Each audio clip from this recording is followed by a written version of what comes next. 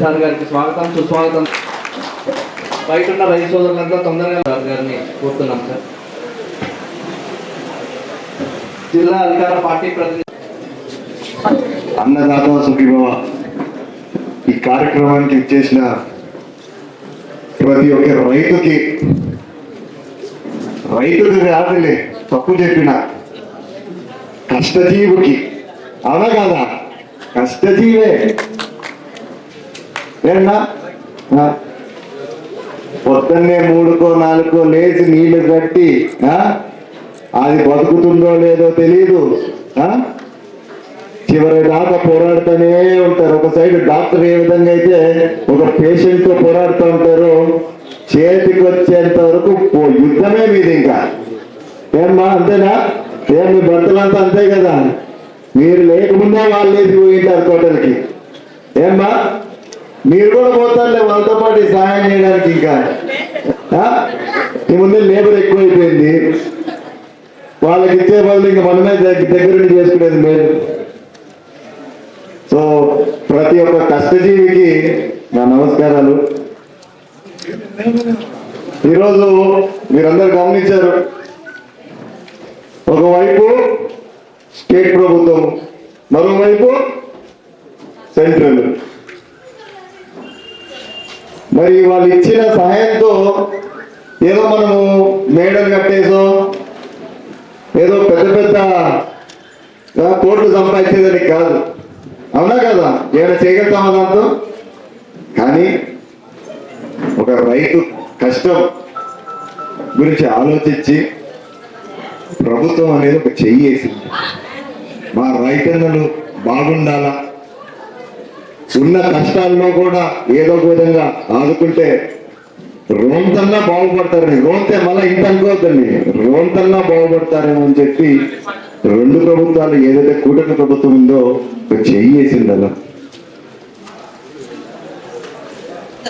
నేను మీ అందరు గమనించారు, ఎన్నికల ముందు ఊరు తిరిగినా, ఎన్నికల తర్వాత కూడా తిరుగుతున్నా. చాలా మంది అడుగుతున్నాడు నన్ను, ఏంటి గాళ్ళు కట్టుకొని అలా తిరుగుతా ఉన్నావు, పని బాట లేదా నీకు అనేసి. ఈ రోజు ఆ పని బాట లేక తిరిగినందుకే మీ కష్టం ఏందో నాకు అర్థమైంది. మీ కష్టం అర్థమయ్యే మన కెనాలంతా క్లీన్ చేయించాను. లేకపోతే నాకేం పని అండి తిరిగేదానికి చేసేదానికి. ఆ రోజు తిరిగి మీ అందరితో కలిసి మీ మాట విని మీ కష్టాలన్నీ విని నేను క్లీన్ చేయించాను కాబట్టి ఈ రోజు ఏదో రోడ్తన్నా మనకి నీళ్ళు వస్తున్నాయి, వచ్చేదని. వానలు బాగా పడినాయి. నిజం చెప్పాలంటే 14 నుంచి 15కి 2 సార్లు మనకి ఫ్లడ్లు వచ్చినాయి. అయినా మనకి నీళ్ళు వచ్చాయా? ఆ రోజు రోంత వచ్చాయి. అదే వాళ్ళు ఆ రోజే క్లీన్ చేయించింటే ఈ కాలంని ఏ విధంగా ఉండేది? తర్వాత మీరు నన్ను చూడన్నా చూసిండా? ఏన్నా చూడన్నా చూసిండా? మీరంతా పట్టించుకున్నారు. ఎందుకంటే ఎప్పుడైతే ఎవరైతే సహాయపడతారో, ఎప్పుడైతే మనం కాపాడతారో, ఎప్పుడైతే మనకి అండగా ఉంటారో, మన కష్టాల నుంచి బయటికి వేస్తారో వాళ్ళే ఎప్పటికీ గుర్తుంటారు. ఈరోజు నేను నీళ్ళు ఇచ్చానంటే నా గొప్పతనమా? కాదు. మన పెద్దది దేశ దివాకర్ రెడ్డి గారు ఆ కాలంలోనే ఆలోచించి ఆ పాటికి మనకి చెరువులు అయితేనేవి, కెనాళ్ళు అయితేనేవి, కాలువలు అయితేనేవి, పిల్ల కాలువలు అయితేనేవి ప్రతి ఒక్కటి తవ్వించి ఈ రోజు మన రాబోయే తరాలకి నీళ్ళు వచ్చే విధంగా జరిగిందంటే ఆయన తలుచుకోవాలి. మనం నన్నుగా నీళ్ళు వచ్చాయి, వానలు పడ్డాయి, పైన అంతా మనకి నీళ్ళు తుంగభద్ర ఓవర్ఫ్లో అయ్యింది. అంత మాత్రం నీళ్ళు వచ్చేస్తాయా? ప్రతిరోజు అధికారులకు ఫోన్ చేసిన రోజు లేదు, పోయి అక్కడ కూర్చున్నది లేదు, జియోలు అడిగినది లేదు. మొన్న ముఖ్యమంత్రి గారు ఆఫీస్కి వెళ్ళి నేను ఒకటే అడిగా, సార్ మాకు జియోలు ఇవ్వండి సార్.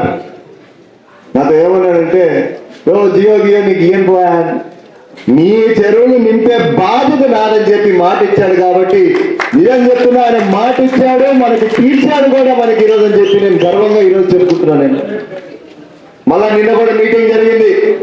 నేనన్నా నాకు తెలియదు సార్ మీరు ఏం చేస్తారో, నా కాలాలని పూర్తి కావాలని చెప్పిన.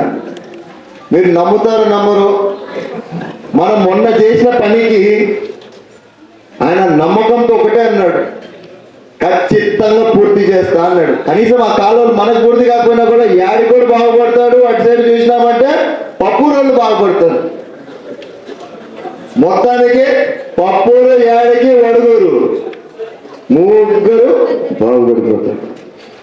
ఖచ్చితంగా నేను మాటిస్తున్నాను, ఈరోజు రాబోయే కాలాల్లో కూడా నీరు పైన మాత్రం నేను ఖచ్చితంగా పోరాడుతూనే ఉంటాను. మీ అందరి సహకారం కూడా కావాలని చెప్పి మరొకసారి మీ అందరి దగ్గర నేను కోరుతున్నాను ఈరోజు. అదేవిధంగా మీ అందరికి తెలిసిండేదే, కొత్తగా మనకి ఎరువులు అయితేనేమి, కెమికల్స్ అయితేనేది మొదలు పెట్టినారు ఇచ్చేది. నాకు తెలిసి ఇదే మొదటిసారి ఇస్తున్నారు కాబట్టి ఇంకా అందరికీ పూర్తిగా దానిపైన అవగాహన లేనట్టుంది. కానీ రాబోయే రోజుల్లో ప్రతి ఎకరాలో శాంపుల్ తీస్తారు, అంతే కదా? ప్రతి ఎకరాలో తీస్తున్నారు కదా. మనం మీ అందరి దగ్గరకు వచ్చారా? ఆల్రెడీ శాంపులింగ్ తీసినారా? మినిమం 5 acres ఉండాలి, ఒక శాంపుల్ తీస్తారు.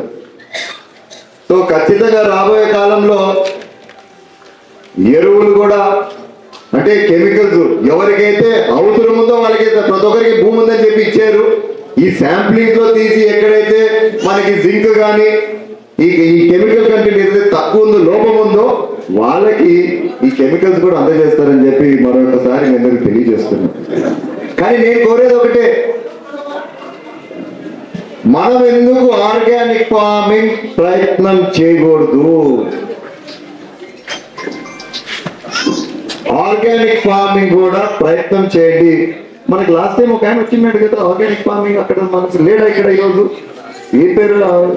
యాడికి నుంచి? ఆర్గానిక్ అయితే మెడికల్లో స్టార్ట్ చేసినాం సార్. ఓకే, కొన్ని రాంపురము. ఎట్లుంది ఆడ దిగుబడి? ఎట్లుంది ఆడ? బాగుంది సార్. బాగుందా? బాగుంది. మీ దగ్గర ఏమైనా నంబర్స్ ఉన్నాయా? యాడికైనా ఎంత దిగుబడి తీసినాడు ఏంటి? యాడికి మండలంలో 6 గ్రామాల్లో మొదలు పెట్టాం సార్. అరౌండ్ 400 ఎకరాల వరకు ప్రజెంట్ ట్రయల్స్ చేస్తున్నాం సార్. లాస్ట్ జూన్ నుంచి కూడా, అంతకుముందు పోయిన 2 సంవత్సరాలు కూడా 10-12 ఎకరాల్లో ఒక్కొక్క గ్రామంలో ట్రయల్ రన్ చేశాం సార్. ఇప్పుడు మళ్ళీ ప్రాజెక్ట్ కింద అన్ని గ్రామాల్లో సెలెక్ట్ చేసుకుని చేస్తున్నాం సార్. ప్రజెంట్ రన్నింగ్ అయితే దాదాపు 400 acres వరకు ఆర్గానిక్ ఫార్మింగ్ జరుగుతుంది సార్. మన మండలంలో అన్ని గ్రామాలు వచ్చినాయి సార్ మా లిస్ట్ లో. ఇప్పుడు ఎవరికైనా ఇంట్రెస్ట్ ఉంటే మిమ్మల్ని వచ్చి వాళ్ళు అడిగితే మీరు హెల్ప్ చేస్తారా వాళ్ళకి?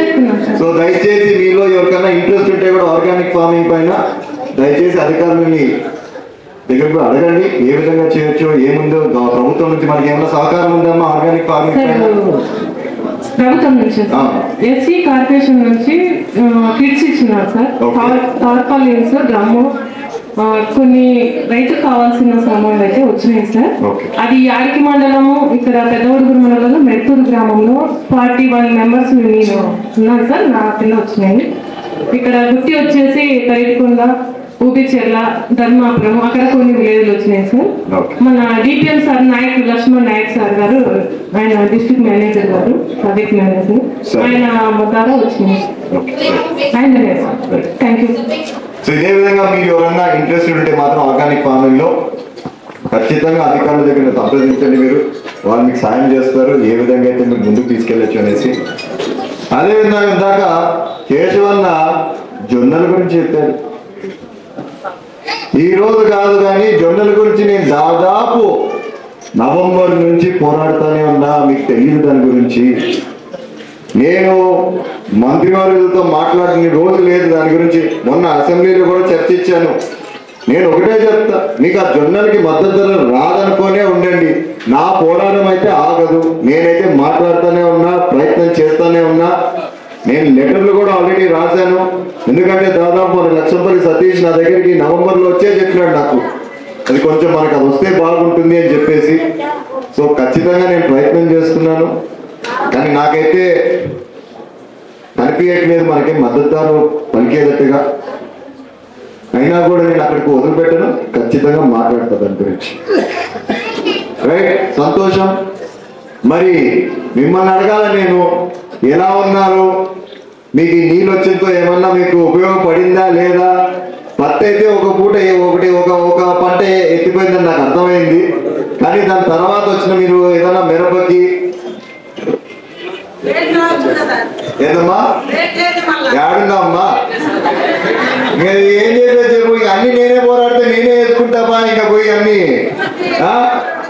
రండి మళ్ళా పోరాడదాం దానిపైన. అదే నేను చెప్పేది, పత్తి వద్దు, ఇంకా మారుద్దాం, పత్తి నుంచి మారుదాము. మీరు పత్తే పట్టుకున్నారు. నిజం చెప్పాలంటే అసలు వడుగురులో పత్తి పెంచేటోళ్ళే కాదు, మధ్యలో ఎవడో వచ్చి మనకి ఇంట్రడ్యూస్ చేసినాడు పత్తి వేసుకోండి అని చెప్పి. నిజం చెప్పాలంటే ఈ భూమిలో ఏమన్నా మీరందరూ పాతకాలం మీరు చేసేది కదా, ముందు పత్తి ఉండేదా మనకి? ఏం పెంచేటోళ్ళు ఇక్కడంతా? శనక్కాయలు, ఇంకా జొన్నలు, కొర్రలు. మనకి పత్తి అనేది ఎప్పుడు దాదాపు 20 ఏళ్ల కిందట ఏదో గుంటూరు నుంచో వచ్చి మనకి ఇంట్రడ్యూస్ చేసినారు. మారుద్దాం మనం కూడా. పత్తి వద్దు, పత్తి మనకి పనికిరాట్లా. మీరు దాన్ని మూటలు మూటలు మీ ఇళ్లలో పెట్టుంటున్నారు, అది పురుగు పట్టి నాకు తడిసిపోయి ఎట్లా మీకు అది మంచి క్వాలిటీ రావట్లేదు. దాని బదులు మనం మారుద్దాం. చాలా మంది ప్రయత్నం చేస్తున్నారు వేరే పంట వేయడానికి. మీరు కూడా ఒక్కసారి ప్రయత్నం చేయండి. ఏమైనా వేరే పంట మనం ఏమన్నా మనకి మంచి డబ్బులు వస్తాయేమో చూడండి, ఆలోచించండి. అన్న మీరైనా మీరు శిక్షణ ఎందుకు ఇవ్వకూడదు? వీళ్ళందరికీ శిక్షణ ఎందుకు ఇవ్వకూడదు కొత్త పంట గురించి? మీరు దయచేసి ఆల్టర్నేట్ క్రాప్స్ ఏమున్నాయో మీరు ఆలోచించి అప్పుడప్పుడు క్యాంప్స్ పెడదాం మనం. వీలైతే ఒక 2-3 ఒక పంచాయతీ తీసుకొని క్యాంప్స్ పెట్టి టైం కన్స్యూమింగ్ చూద్దాం. ఒకరో ఇద్దరు ప్రయత్నం చేసినా దాంట్లో రోంత డబ్బు చూసినా అదే అందరూ అదే చేస్తారు. నిన్న కొత్తిమీర చూసిన ఏంది దాదాపు 150 ఎకరాలు వరుసగా వేస్తున్నారు కొత్తిమీరని. ఏంటంటే నాకు ఎకరాకి ఎంత 25,000 50,000 వస్తుంది అన్నాను. అట్లా మనం ప్రయత్నం చేసుకుంటా పోదామని నేను ఇంకోసారి చెప్తున్నా మీ అందరికి. అమ్మా సంతోషం, ఎందుకంటే నేను ఆ బాధ తట్టుకోలేకున్నా. ప్రతి ఒక్కరు పత్తి గురించి నా దగ్గర మాట్లాడుతుంది, కళ్ళకి నీళ్ళు వస్తాయి. వర్షము లేటుగా రావడం వల్ల ఈ సంవత్సరం లేటుగా వచ్చింది కదా, అదం లేదనేసి వేరే కుసాలు, తెల్ల కుసాలు, మొక్కజొన్న ఇవన్నీ వేసినారు. మొక్కజొన్న వేస్తున్నారు ఇటు సైడ్. ఎట్లుందమ్మా, ఎట్లుంది క్రాపింగ్ ఎట్లా వస్తుంది? బాగానే ఉందా? మొక్కజొన్న బాగా వస్తుందా? పంట మార్పిడి అయింది కదా సార్. అంతేలే, ఇంకా ఖచ్చితంగా వస్తుంది.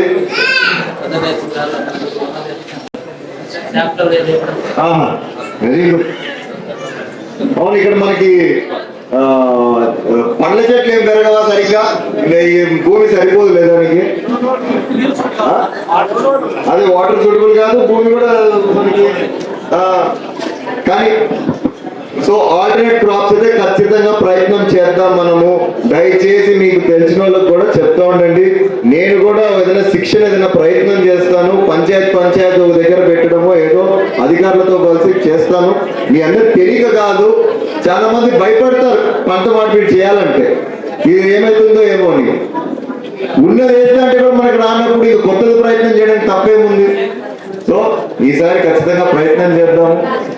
మరి మీ అందరూ వచ్చే ఉగాది బాగా సెలబ్రేట్ చేసుకోవాలనుకుంటున్నాను. ప్రతి ఒక్కరికి ఉగాది శుభాకాంక్షలు, ధన్యవాదాలు. Thank you.